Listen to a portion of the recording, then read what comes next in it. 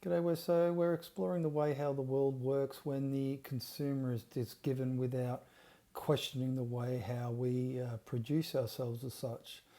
Today I want to explore Heidegger's enigmatic, maybe, statement about what's most thought-provoking, and thought-provoking time is the fact that we're not thinking, and relate this to another one of his statements where he talked about economic or calculation as not being thinking.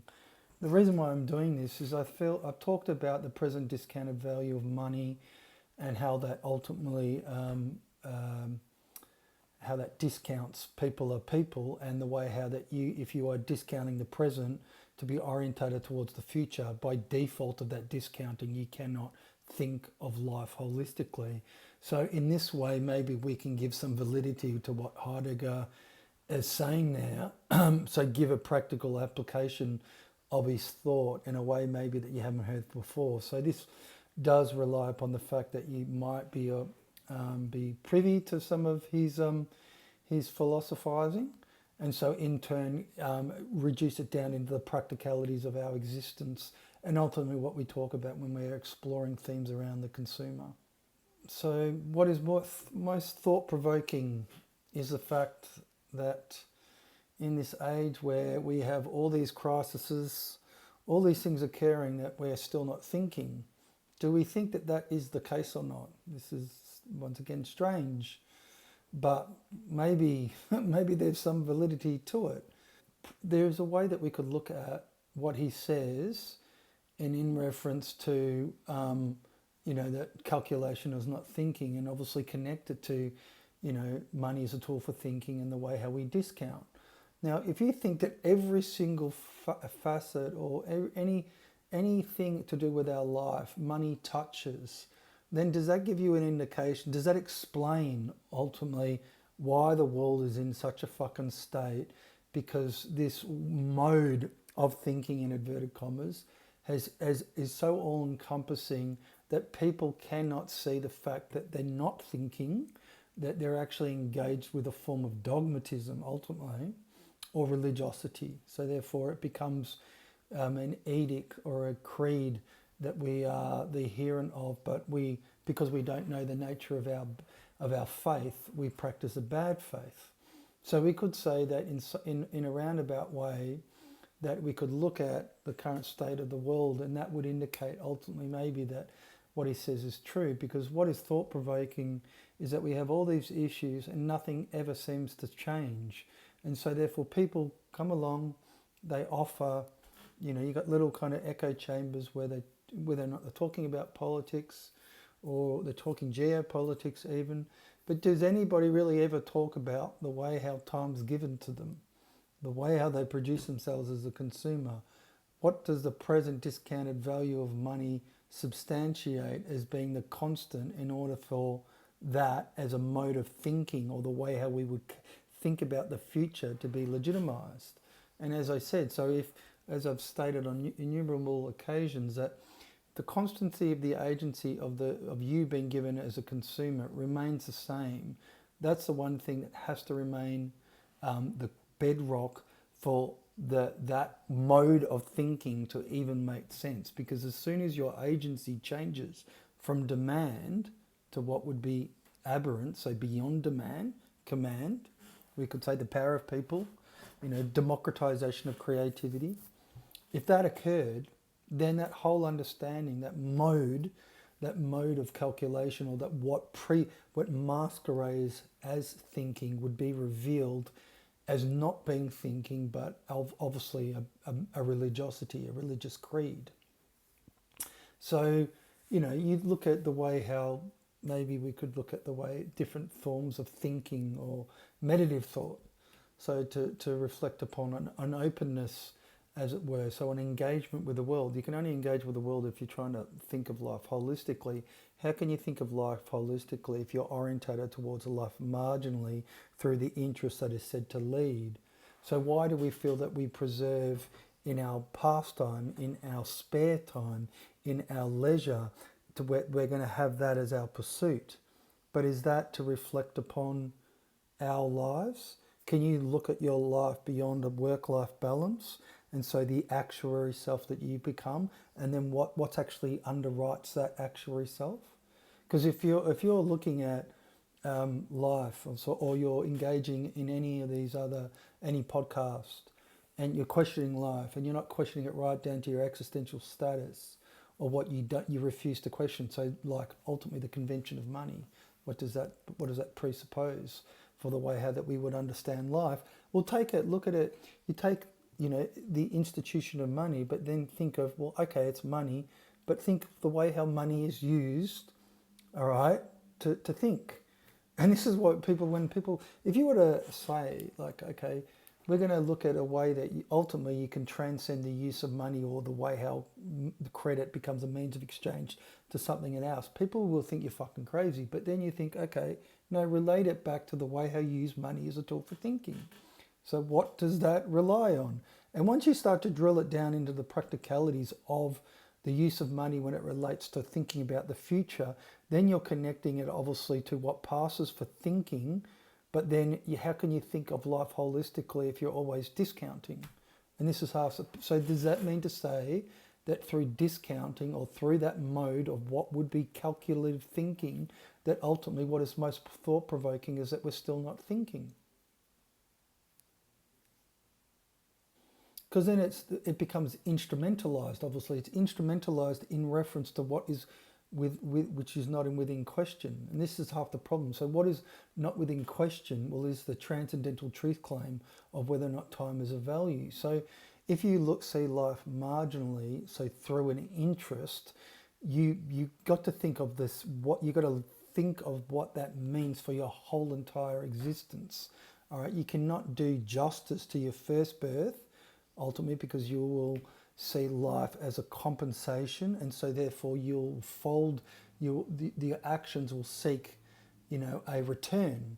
So you're not orientated towards presencing the self, because how can you, when you're discounting the future, to be discounting the present to be orientated towards the future? And so therefore, how can you look at life other than a compensatory exercise, and ultimately the way how that you atone, or that you acquit yourself of a transcendental truth claim?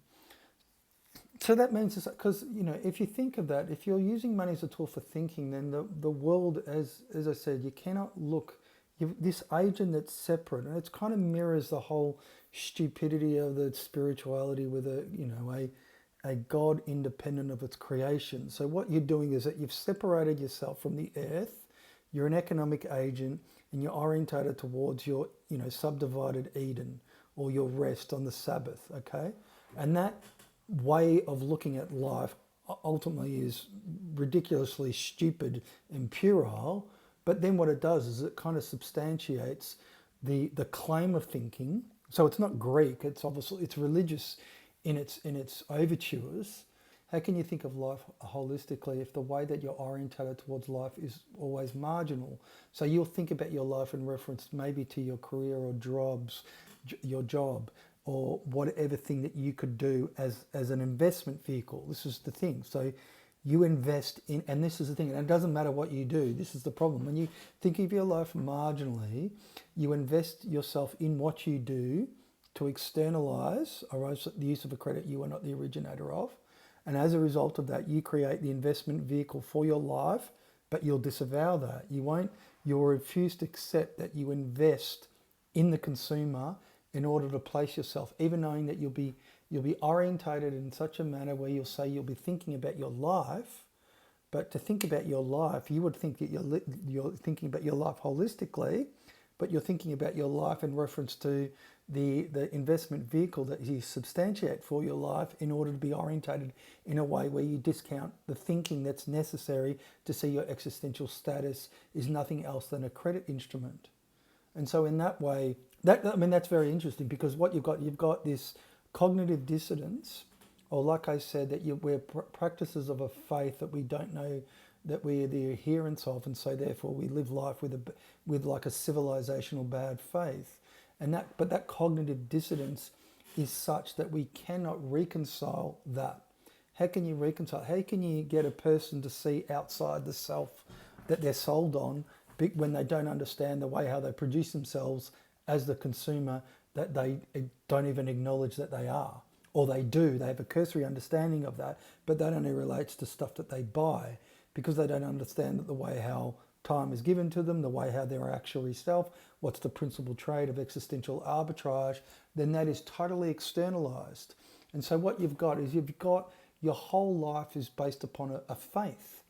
And so obviously the foundations for life cannot be an unquestioned faith or dogma when if by default of it, it externalizes what is thinking. So you could say as that if so you can say in that way, roundabout way, that this is even more intractable even now. Like Heidegger probably said it maybe close to like 100 years ago or so, and yet we're still dealing with the ramifications, say, or we're still dealing with issues that have only become maybe more acute, and yet there is nothing on the horizon as to what would constitute kind of thinking as far as life. So in that way, you can connect his thought, all right. So his way of understanding, like that what is most thought provoking is that we are still not thinking.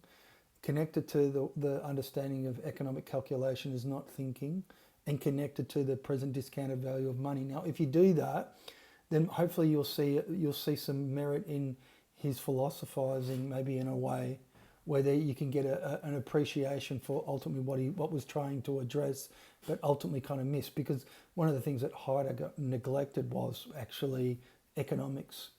Didn't really engage with it to the degree that you need to if you're and so therefore his philosophizing was just like an idle pastime.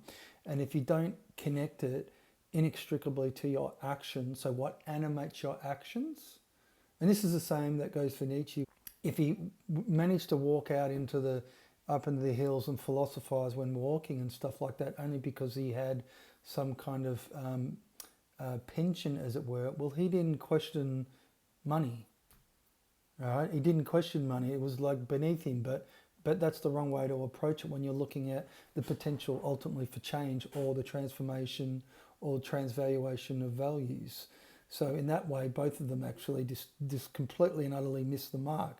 They get close to it, but because they don't deal with, the way how people's actions are animated as money making, well, then you don't really understand what's set in train for a way of life that ultimately sets up a way of equivocates economic calculation for thinking, but through discounting, you can never see life holistically. So that means to say that you can never see the totality of the significance of your actions.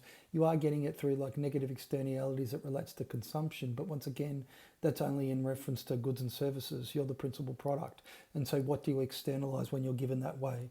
If people don't question that, you'll never see the potential for change beyond that totalizing claim. And so never look at it in a way, never do justice to maybe the provocation of his thought. And so therefore then see how you could be the architect or be a co-creator for something beyond that.